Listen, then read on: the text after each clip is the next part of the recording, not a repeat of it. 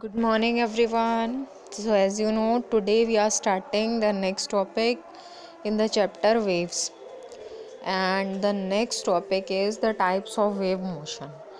इससे पहले जहाँ तक हमने छोड़ा था वो था वेव मोशन क्या होता है, what is a wave motion and characteristics of a wave motion. तो आई होप कि आपको पता है कि वेव मोशन की जो प्रॉपर्टीज़ हैं वो क्या हैं, करेक्टरिस्टिक्स क्या हैं, किस टाइप का होता है wave motion. So today we are starting from the types of wave motion or the types of waves. तो ये जो टॉपिक है this already you have studied in class 9, तो उसमें भी सेम टॉपिक था टाइप्स ऑफ वेव्स. तो इससे पहले जो मेन टाइप्स होता है वेव्स का वो है mechanical waves and electromagnetic waves. So in the last turn I told you कि मैकेनिकल वेव्स जो हैं वो वेव्स होती हैं जो किसी भी मीडियम में बन सकती हैं और मीडियम के बिना वो प्रोपगेट नहीं कर सकती, जबकि इलेक्ट्रोमैग्नेटिक वेव्स जो हैं वो ऐसी वेव्स होती हैं जो बिना मीडियम के भी चल सकती हैं. It means in vacuum also they can propagate. तो जैसे आपको पता है कि जो सन रेज हैं वो इलेक्ट्रोमैग्नेटिक वेव्स होती हैं क्योंकि सन से अर्थ तक ट्रैवल करती हैं. तो यहाँ आपको इलेक्ट्रोमैग्नेटिक वेव्स नहीं पढ़नी है, मेन टाइप्स ऑफ वेव्स में आपको मैकेनिकल वेव्स के बारे में पढ़ना है. तो मैकेनिकल वेव्स जो हैं those waves which needs a medium material medium to travel, those are mechanical waves. और इनके जो सब टाइप्स होते हैं मैकेनिकल वेव्स के, those are transverse waves and longitudinal waves. तो ट्रांसवर्स और लॉन्गिट्यूडिनल वेव्स में आपको डिफरेंस स्टडी करना है, डायग्राम स्टडी करना है and some of the terms related to these waves. तो मेनली आपको यहाँ ट्रांसवर्स वेव्स की स्टडी करनी होगी. लॉन्गिट्यूडिनल वेव्स से रिलेटेड भी कुछ डेरिवेशंस हैं. सो फर्स्ट ऑफ ऑल जो डिफरेंस है दोनों में, ट्रांसवर्स और लॉन्गिट्यूडिनल वेव्स क्या क्या होती हैं. तो स्टार्टिंग फ्रॉम ट्रांसवर्स वेव्स, जैसा कि आपको इसके बारे में पहले से भी पता है कि ये वो वेव्स होती हैं जिनमें जो मीडियम के पार्टिकल्स होते हैं उनका जो डायरेक्शन ऑफ मोशन होता है वो वेव के डायरेक्शन ऑफ प्रोपगेशन या मोशन के परपेंडिकुलर होता है. दोनों के बीच में 90 का एंगल बनता है. तो ऐसा एक डायग्राम आपने ऑलरेडी इसमें स्टडी किया होगा. जो वेव मोशन है उसका डायग्राम भी इसी तरह का बनाया जाता है, but mainly this is the diagram of transverse waves. ये जो डायग्राम है ये ट्रांसवर्स वेव्स का होता है. तो उसमें इस तरह का स्ट्रक्चर बनता है और इस तरह के स्ट्रक्चर में आपने देखा कि ये ऐसे करके वेव ट्रैवल करती है. One complete this peak and valley, ये जो कंबाइंड पीक और वैली का जो सेट है ये कहलाता है वन ऑसिलेशन और वन वाइब्रेशन. तो वन ऑसिलेशन या वन वाइब्रेशन में जो पीक बनती है दिस, ये कहलाती है क्रेस्ट. तो ये ऑलरेडी आपको पता है, होप की स्पेलिंग भी पता होगी. ये क्रेस्ट कहलाता है या सिंपली इसको सी से रिप्रेजेंट करते हैं. ये जो वैली है ये कहलाती है ट्रॉ, TROUGH ट्रॉ, या सिंपली इसको कैपिटल T से रिप्रेजेंट करते हैं. तो यहाँ पर ये सी है क्रेस्ट, ये नीचे ट्रॉ है. तो हर जो क्रेस्ट है उसके जस्ट बाद में एक ट्रॉ आएगा और जो क्रेस्ट और ट्रॉ का कॉम्बिनेशन है that is called the one complete oscillation और वाइब्रेशन. तो जैसे इसके एग्जांपल में हो सकता है कि अगर आप एक स्ट्रिंग को, एक रोप को एक एंड फिक्स कर देते हैं रिजिड सपोर्ट से और दूसरे एंड को हाथ में लेकर जर्क देते हैं, तो जो रोप के पार्टिकल्स हैं वो ऊपर या नीचे, दो ही डायरेक्शन अवेलेबल हैं उनको मोशन के लिए. जबकि जो वेव्स बनेंगी वो वेव्स किस डायरेक्शन में चलेंगी, फॉरवर्ड डायरेक्शन में. तो यहाँ पर आपको देखना है एंगल के जो पार्टिकल्स हैं उनका जो डायरेक्शन ऑफ मोशन है. तो पार्टिकल के लिए बस दो ही डायरेक्शन अवेलेबल हैं, अप साइड या डाउन साइड, जबकि जो वेव है वो किस डायरेक्शन में चलेगी, फॉरवर्ड डायरेक्शन में. तो दोनों के बीच में अगर 90 का एंगल होता है, किसके बीच में, the direction of motion of particles and the direction of wave propagation, then this wave is known as transverse waves. ये वेव कहलाती है ट्रांसवर्स वेव. ओके, तो ट्रांसवर्स वेव की प्रॉपर्टी जो है वो उसकी डेफिनेशन से ही रिलेटेड है. Now again I am showing you the definition. ये डेफिनेशन आ जाएगी इसकी, these are the waves in which the individual particles of the medium oscillate perpendicular to the direction of wave propagation. जो medium के particles हैं वो perpendicular motion करेंगे wave motion के. उसके बाद आपको बताना है लॉन्गिट्यूडिनल वेव्स की डेफिनेशन. तो जो लॉन्गिट्यूडिनल वेव्स होती हैं उनका डायग्राम, प्रॉपर डायग्राम, किसी भी तरह का डायग्राम, वैसे तो ट्रांसवर्स वेव्स का डायग्राम ही वेव में बनाया जाता है, बट लॉन्गिट्यूडिनल वेव में इस तरह का डायग्राम बनाते हैं. सो इसका जो डायग्राम है वो इस तरह का बनाते हैं. इसमें ये स्टार्टिंग में यहाँ पर इस तरह के रीजन्स होते हैं और उन पे लिखा होगा कंप्रेशन.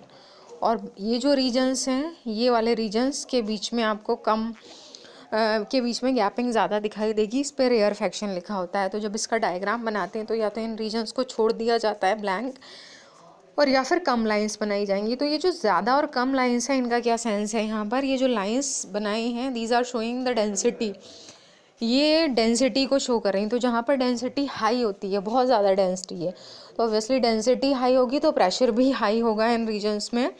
तो हाई डेंसिटी और हाई प्रेशर वाले जो रीजन्स होते हैं वो कहलाते हैं कंप्रेशंस. यानी कि वहाँ पर मीडियम के जो पार्टिकल्स हैं वो क्लोज हैं, एक दूसरे के बहुत पास होते हैं, वो कंप्रेशंस. जहाँ पर मीडियम के पार्टिकल्स जो हैं वो एक दूसरे से बहुत दूर हैं, वो रेयरफेक्शन कहलाते हैं. अब इनमें क्या होता है कि दो चीज़ें फिर से आपको ऑब्जर्व करनी है कि direction of motion of particle और डायरेक्शन ऑफ वेव प्रोपगेशन, इनके बीच में कितना एंगल है. तो लास्ट टाइम आपने देखा था कि दोनों के बीच में एंगल कितना बन रहा था, 90 डिग्री. अब दोनों के बीच में कितना एंगल होना चाहिए, 0. यानी कि जो direction of motion of particle है वही डायरेक्शन ऑफ वेव प्रोपगेशन होनी चाहिए.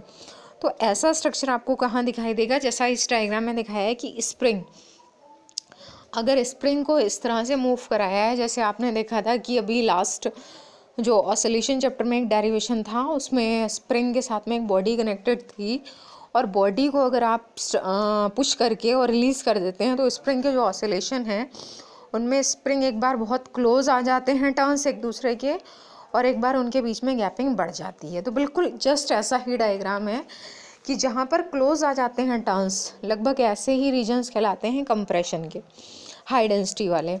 और जहाँ पर ये टर्न्स एक दूसरे के बहुत ज़्यादा दूर हैं, सेपरेशन ज़्यादा है, वो कहलाते हैं रेयरफेक्शन.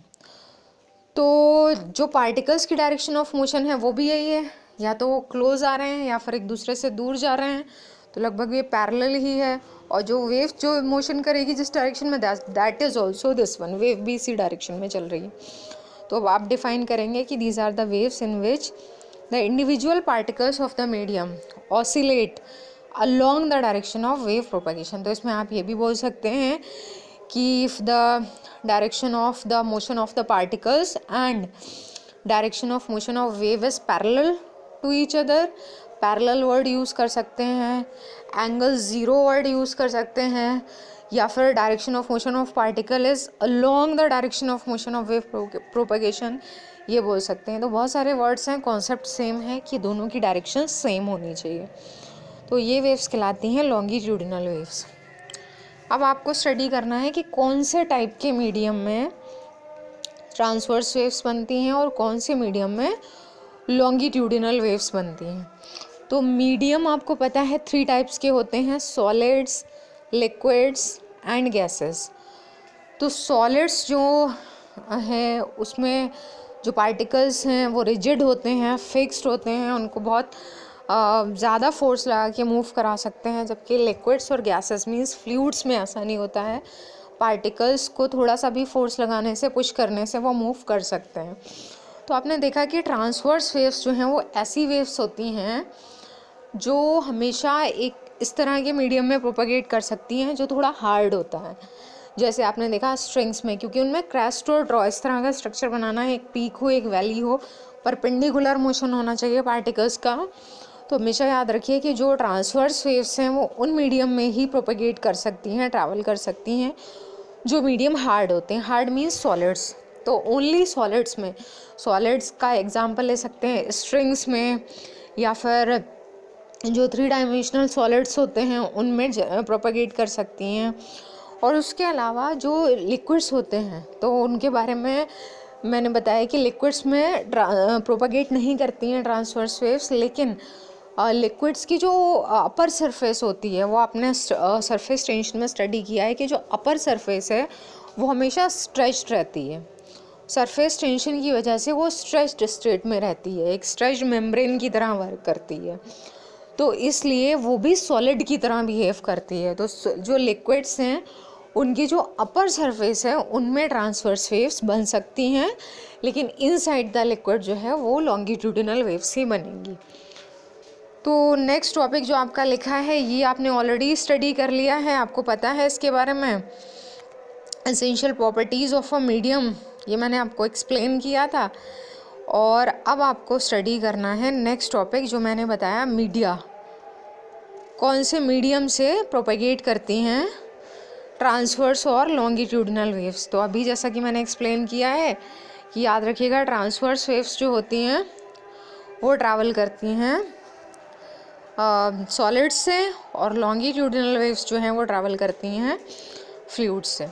तो थोड़ा सा आपको थ्योरी में जो लिखना है वो मैंने यहाँ पर शो कर दिया है।